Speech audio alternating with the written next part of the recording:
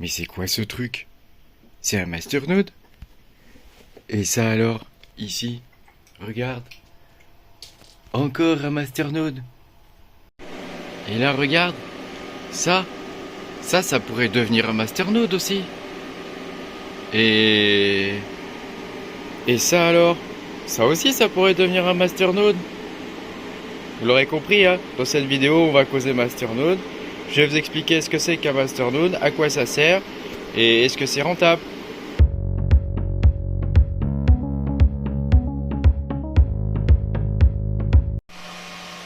En fait, dans ma Voron, il y a aussi un Raspberry Pi. Ça pourrait devenir un masternode, ça aussi. Et là, regarde. Encore un masternode, peut-être. Et là, encore un autre. Bonjour à tous, moi c'est Nicolas pour la chaîne Mechatronic. Aujourd'hui, je vais essayer de vous expliquer comment ça fonctionne un masternode et qu'est-ce que c'est, à quoi ça sert et tout ça, tout ça. Mais pour que je puisse vous l'expliquer, il faut que je vous explique avant un petit peu comment ça fonctionne la blockchain. Alors, la blockchain, pour vous expliquer tout ça, il n'y a rien de mieux qu'un bon papier et un stylo. Hein, ça va être plus simple que de vous dessiner des trucs sur l'écran. Hein, ça sera plus facile. Alors, vous vous rappelez peut-être des trucs genre qu'il y avait dans les années 2000, genre Emule, Kazaa, Napster, Napster avec les MP3, on trouvait des films, on trouvait toutes sortes de choses là-dessus. Il y avait LimeWire aussi, voilà, il y en avait toutes sortes quoi. Et ben, la technologie qu'on utilise actuellement, de la blockchain, elle est en partie basée là-dessus. Et c'est important à comprendre parce que finalement, ce qu'on utilise aujourd'hui, c'est une évolution de ces choses-là quelque part. Et à la base, c'est ce type de technologie qui a été utilisée pour créer un système anti-spam, pour filtrer les mails indésirables. Et puis petit à petit, il y en a qui ont eu l'idée d'ajouter des chaînes de blocs au truc. C'est devenu la blockchain, quoi. Voilà. Donc grosso modo, comment ça marche? On a des nodes. Donc des nodes, c'est des nœuds. Hein. On a des nœuds qui sont interconnectés entre eux. Donc je vais dessiner des nœuds. Hein. Donc on en a beaucoup, hein, comme ça. Hein. Il y en a un certain nombre. Hein, ils sont tous interconnectés entre eux, comme ça. Ça, c'est les nœuds. Hein. Donc je vais marquer node. C'est ça que vous entendez souvent, node. Voilà, on a des nœuds. Alors je vais prendre l'exemple de l'ergot, par exemple. On va prendre l'exemple de l'ergot. Donc ça, c'est un nœud ergot. Tous ces nœuds-là sont interconnectés entre eux avec un protocole peer-to-peer. Vous voyez, c'est ça en fait, hein, c'est ce genre de truc, quoi. Peer-to-peer, et puis avec une couche de cryptage, quoi. Alors, ça peut être du Tor, on peut rajouter par-dessus. Alors, je crois, dans le cas de Ergo, c'est Blake, si je me trompe pas, c'est Blake 2P ou Blake 2D, un truc comme ça. Voilà. Et donc tous ces nœuds-là sont interconnectés entre eux et ils ont tous une copie de la blockchain ils se synchronisent cette copie-là entre eux, quoi. Et donc sur un node, je vais essayer que mon truc soit pas trop brouillon quand même pour que vous puissiez comprendre. Sur un node, on a une copie de la blockchain. Alors la blockchain, c'est une chaîne comme ça de blocs, hein, où il y a toutes les informations qui sont marquées et qui sont cryptées. Voilà, c'est simplement ça. Par-dessus ça, pour pouvoir valider les transactions, il y a plusieurs méthodes qui existent. Alors, soit on a, par exemple, ici, des cartes graphiques, ici, hein, des cartes graphiques, toc, qui permettent de faire la validation des transactions avec un autre protocole. Hein. Donc, par exemple, dans le cas de Ergo, ça va être Autolycos 2. Dans le cas d'Ethereum, ça va être ETH. Hein. On va faire une autre petite carte graphique ici. Hein. Toc. Ça va être ETH. Voilà, bon, bref, j'arrive à l'écrire. Et donc voilà comment ça fonctionne. Donc on a un premier, ici, on a un premier protocole. Un protocole, c'est une façon d'échanger des données. Hein. C'est pas plus compliqué que ça. Hein. On a un premier protocole ici qui permet d'interconnecter tous les nœuds. Hein. Ce sont eux qui font le réseau. Hein. Et puis derrière, on a autre chose qui permet de valider les transactions. Alors, après, il existe d'autres systèmes qui sont dérivés de ça. Ça, c'est le système d'origine. Hein. là-dessus sont venus par exemple s'intégrer des poules de minage. Alors les poules de minage, c'est des nœuds comme ça, hein, mais par-dessus, il y a une autre couche. Il y a une autre couche qu'on appelle stratum. Hein, c'est ce qu'on écrit, vous savez, quand on rentre dans la fiche, dans la flight sheet de iOS par exemple, il y a écrit stratum plus TCP, puis on tape l'adresse du nœud en fait, hein, pour savoir où on va miner. Hein. Donc le réseau décentralisé, c'est d'abord les nœuds, et par-dessus viennent ensuite les cartes graphiques ou d'autres choses qui viennent valider les transactions. Hein. Parce que le nœud ne valide pas forcément les transactions, lui il a juste une copie de la blockchain, quoi. Voilà, ça c'est la version normale. Euh, alors, qu'est-ce que c'est que les masternodes? Où ça vient là-dedans? Hein. Donc masternode, bah, dans le nom il y a node, hein, il y a nœud. Hein. Donc un masternode, qu'est-ce que c'est? Eh ben c'est un peu la même chose en fait. On a donc tous nos nœuds, hein, comme ça, hein, qui sont interconnectés. On va faire un petit nuage, hein, entre eux, en peer-to-peer. Sauf que là, nos nœuds, au lieu d'être des nœuds normaux, ils vont par exemple valider les transactions directement. Ils vont valider les transactions. Et donc s'ils valident les transactions, ils deviennent un peu plus forts qu'un nœud, quoi. Donc on va les appeler des masternodes. Des masternodes. Voilà. Et donc, grosso modo, ils vont faire le travail que font les cartes graphiques, par exemple, avec la preuve de travail. Hein. Voilà. Et donc, ils peuvent avoir aussi d'autres fonctions, les masternodes. Ils peuvent valider les transactions, je l'avais déjà écrit là-haut, mais bon, c'est pas grave. Ils peuvent valider les transactions, mais ils peuvent aussi stocker des données. Stocker des données. Voilà. Et là, on en revient à notre Imul et à nos machins, hein, qui stockaient des données aussi, hein, puisque les PC, quand ils venaient se connecter, ils partageaient des datas. Bah, là, c'est un peu le même principe. Hein. Voilà, qu'est-ce qu'ils peuvent faire d'autre? Ils peuvent faire toutes sortes de choses. Hein. Ils peuvent faire tourner des machines virtuelles, comme dans le cas de Flux, par exemple. Des machines virtuelles, par exemple, etc., etc. Et donc ces masternodes-là, ils viennent remplacer en fait les cartes graphiques. Voilà. Et donc dans le cadre du POS, par exemple, le Proof of Stake, ça veut dire qu'on a des nœuds, comme ça, où on va devoir déposer dessus un certain nombre de TH, par exemple. On va prendre l'exemple de l'Ether, mais il n'y a pas que l'Ether qui fonctionne en Proof of Stake. Hein. Cardano, enfin il y a pas mal de blockchains qui fonctionnent comme ça. Et donc c'est ces nœuds-là directement qui vont valider les transactions grâce aux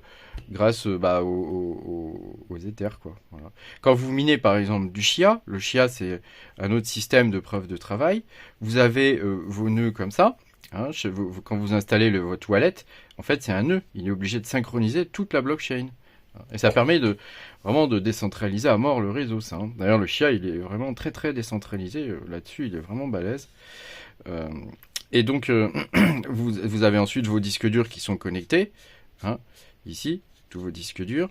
Et donc, c'est eux qui vont effectuer la preuve de travail directement sur le nœud. Hein. Donc là, vous n'avez pas besoin d'avoir une poule ou un truc comme ça, vous voyez. Donc ce système-là, ça peut poser problème quand même, parce que par exemple, si on regarde chez Ethereum, leur système ETH2, avec le passage en POS, 25% des nœuds sont hébergés chez AWS, Amazon Web Services. Donc si Amazon Web Services ferme, ou je sais pas moi, ils ont un problème, etc., ça veut dire qu'un quart des nœuds du réseau ETH tombe. Donc c'est quand même problématique cette histoire de nœuds. Et c'est bien, par exemple, Flux qu'on puisse héberger des nœuds chez soi. Hein, ça permet de véritablement décentraliser le réseau et pas d'avoir tous ces nœuds dans des centres de données, quoi, dans des data centers. Hein. Alors, en payant des VPS ou des choses comme ça, pour le coup, c'est pas si décentralisé que ça, quoi. Hein. Et le problème, c'est surtout les gros acteurs majeurs de l'hébergement dans le monde, hein, comme AWS, Azure, etc., etc. On va passer sur le PC, puis je vais vous montrer un petit peu ce que c'est que l'écosystème de Masternode. Alors, il y a un site qui existe qui s'appelle masternode.online, qui est vraiment très bien pour comprendre à quoi sert un masternode et quels sont les bénéfices pour ceux qui maintiennent les masternodes. Hein. Alors déjà, la première chose, c'est que souvent, on veut installer un masternode chez soi, dans l'idéal. Alors, il y a des contraintes, pour chaque masternode est différent, hein. Des fois, sur la même machine, on peut installer plusieurs masternodes. Par exemple, sur un masternode Flux, bah, on va pouvoir installer aussi Presearch et puis peut-être d'autres petits masternodes qui consomment très peu de ressources, hein.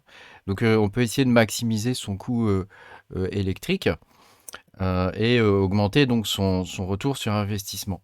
Voilà. Alors, ce site-là, Masternode Online, il référence énormément de cryptos qui sont basés donc sur des masternodes, hein. Et donc, on peut voir par exemple, ici, par exemple, il y a le masternode Flux, ici. Et donc, on voit le prix du flux de la monnaie, hein, actuelle, hein, l'âge de la blockchain, c'est important, hein, pour choisir ce qu'on veut comme masternode, le volume de données qui sont échangées sur 24 heures, le market cap, le ROI, donc là il est de 15,49%, hein. Sachant que ça, c'est des données que eux, ils extraient directement des masternodes, quoi, hein. C'est pas des trucs parce que quand vous allez voir sur un site de masternode, ils vont vous dire ouais, c'est 17%, etc. Là, ils vont mettre les données qui sont constatées. Le nombre de nodes qu'il y a actuellement, donc là il y en a 8654. Combien il vous faut de coins pour monter le masternode et combien ça va vous coûter pour monter un masternode en coin, hein. Ça ne prend pas en compte la partie matérielle, VPS ou coût électrique, hein. Donc là, bah, évidemment, un masternode, c'est un peu comme quand on met de l'argent dans du Earn, quelque part sur Binance par exemple. Enfin, je crois que maintenant, on va bientôt plus pouvoir le faire. Peut-être qu'on peut déjà plus même. Et ben voilà, si on fait ça, ça veut dire que on va avoir un ROI et on va être récompensé dans la même monnaie que le coin qu'on a acheté. Donc quand on vous dit 15%, par exemple, c'est 15% des coins que vous avez mis. Si le coin il vaut 0, vous aurez 15% de 0. Si le coin il monte, vous aurez 15% d'un coin qui a monté. Si le coin a monté de x2, x3, x4, x100, vous aurez un retour sur investissement de ouf. Ou alors vous aurez 0 ou toujours pareil, hein, toujours pareil. Par exemple, si je regarde le Masternode Trade ici, on voit que la blockchain elle a 13 mois, le truc il a à peine un an. Le volume il est de 1 dollar, donc c'est pas du tout intéressant. Et on voit que le ROI il est de 3300, hein. Donc méfiez-vous quand vous voyez ça, parce que le volume est de 1 dollar seulement échangé. Donc c'est pas intéressant du tout. Sachant qu'un masternode ici il coûte quand même 18 000 dollars, quoi. Donc c'est pas intéressant du tout. Donc faut regarder, hein, quel type de masternode peut être intéressant. Voilà. Après, si vous ne vous sentez pas d'installer la couche matérielle ou même de configurer le VPS, parce que chaque masternode va avoir une configuration différente, hein. Sur le Flux, il y a une toolbox qui est assez c'est facile, hein, pour faire l'installation. Mais il y a d'autres masternodes où c'est beaucoup plus compliqué, voire c'est même assez difficile, quoi. Alors, vous pouvez, si vous voulez pas vous occuper de tout ça, vous pouvez contacter de ma part Masternode sans frontières, hein. Je les ai prévenus, hein. Voilà, donc c'est leur site c'est mnsf.eu. Donc eux, ils montent des masternodes pour vous, ils s'occupent de tout et vous touchez les sous, quoi. Voilà, et puis toujours dans les entreprises françaises, vous avez Filmining aussi, hein, qui ont une partie, vous voyez, si vous allez dans particulier, vous avez une partie ici Masternode, hein. Donc vous cliquez sur Masternode et là vous avez un choix de Masternode. Alors c'est les plus classiques, hein, qu'ils ont, hein, mais enfin c'est déjà très très bien. Voilà. Je vous mets pas de lien affilié ou de choses comme ça parce que je suis pas intéressé par gagner des sous là-dessus. C'est juste des informations que je vous donne. Après vous en faites ce que vous voulez. Alors comment on choisit un masternode intéressant? Je vous montre ma méthode. Après je vous invite à développer la vôtre, hein. Donc moi je commence déjà par cliquer sur la zone volume. Ici. Alors, il y a un dernier truc à savoir sur masternode.online. Tous les coins en masternode ne sont pas dessus, hein. Parce que je crois qu'il faut payer pour être dessus. Donc tous les coins en masternode ne sont pas dessus. Par exemple, si vous cherchez les masternodes Presearch, je crois qu'ils sont pas dessus, hein. Si je tape Pré, par exemple, vous voyez, il n'y est pas, hein. Donc ça vous donne une vue mais ça va pas vous dire, y a pas tout dessus, quoi, hein. Donc, c'est voilà, il faut savoir faire la part des choses, hein. Donc moi, d'abord, je clique sur volume, par exemple, et puis je regarde après, parce que j'ai pas envie d'acheter un coin où il y a aucun volume, hein.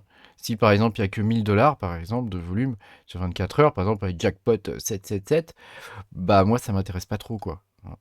Voilà, et ensuite, je regarde le coût, ici. Combien ça va me coûter? Sachant que je suis pas très riche, hein. Enfin, je suis pas riche du tout, même. Donc l'idée, c'est que ça me coûte pas trop cher, surtout si le coin il vaut 0. Voilà, j'ai pas envie de voilà. Donc là, on peut voir par exemple que là, le Synovate, par exemple, Synovate que vous pouvez miner au passage, hein, ça coûte 180. Il y a un volume de 181 000 journalier, un ROI de 131% et 78 $ pour monter un masternode. Donc c'est pas mal. Alors ils vous disent par exemple si vous allez là-dessus, alors je vous dis pas de monter un Synovate, hein. Moi ça m'inspire moyen, ce coin m'inspire moyen. Quand vous cliquez sur le truc, vous avez toutes les informations, vous avez le GitHub, le site web, le Synovate, vous avez le site web là, toc, voilà. Vous avez le site web, vous avez le Twitter, Telegram, Discord, enfin toutes les infos.